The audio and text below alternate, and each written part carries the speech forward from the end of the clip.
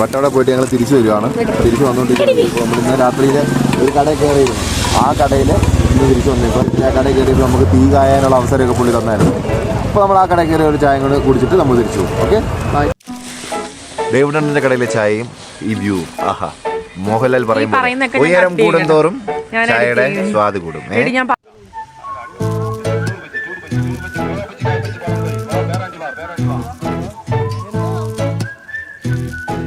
അയ്യോ എൻ്റെ പൊന്നെ, അവിടെ പിള്ളേരുള്ള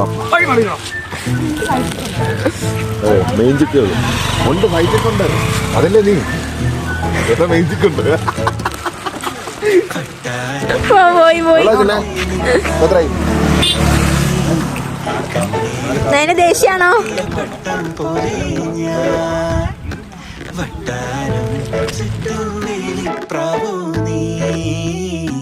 കണ്ണീരിൽ പൊട്ടിയ പട്ടം പോലെ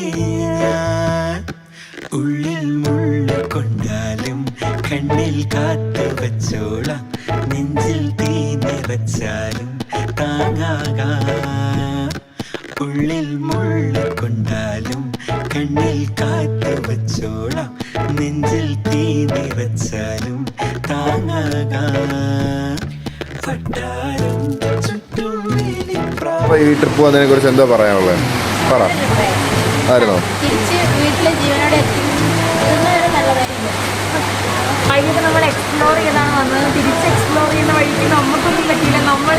ജീവിതത്തിൽ മറക്കാൻ പറ്റുന്നൊരു, മറക്കാൻ പറ്റാത്തൊരു